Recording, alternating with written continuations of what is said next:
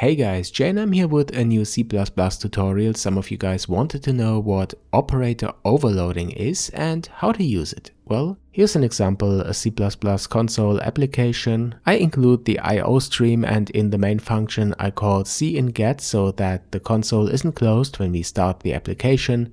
And now I'm going to implement something game dev related, a vector 3D class in which I will overload operators. So let's start by adding a header file. And I call this vector 3D.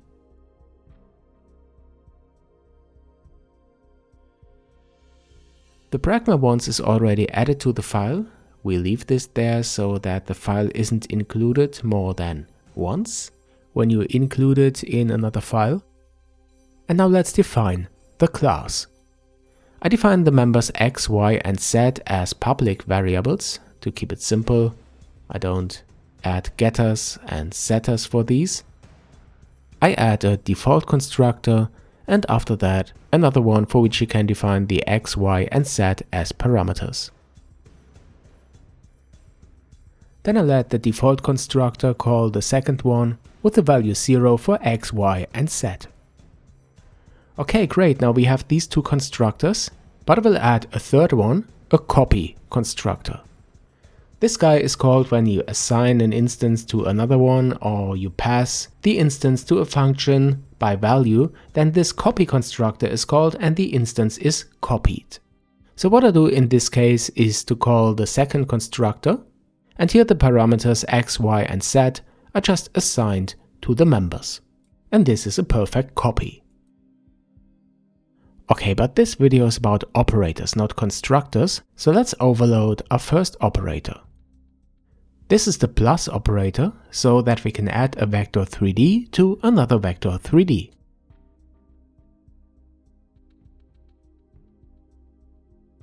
So you write operator plus and the parameter you define as a const reference, okay, with the ampersand.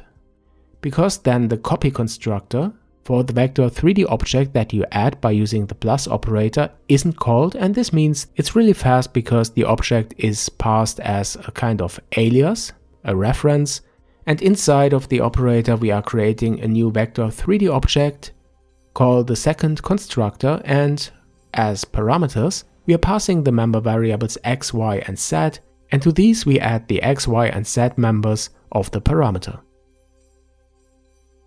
I think it will be more clear when I show you how to use this, but before, let me add a show method so that we can print out the x, y, and z values to the console. Okay, in the main file I include now the vector 3D header so that we can use the vector 3D class. Then I create an instance of the vector 3D class and set the x, y, and z to 1.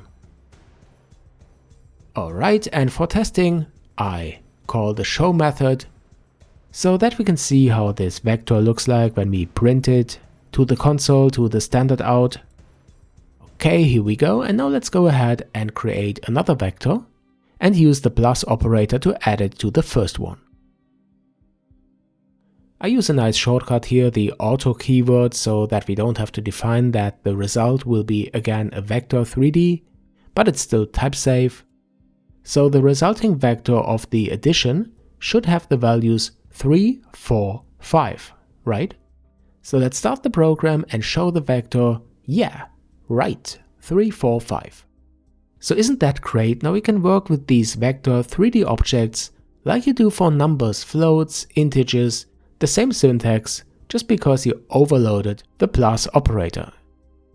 And of course you can do the same thing for, let's say, multiply. So let's do this.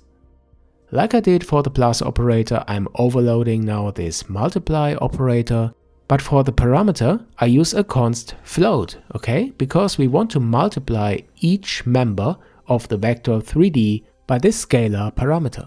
The implementation is very simple.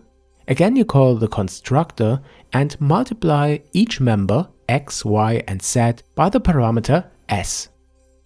And again, let's go to the main file, to the main function, and multiply a vector by a value, for example 3.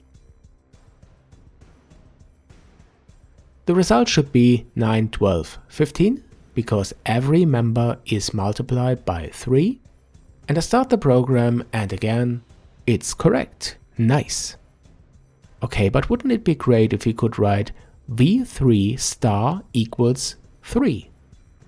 Well, we could, but we have to overload this operator, okay? The star equals. Let's do it. It's simple as well. We have to return a vector 3D reference.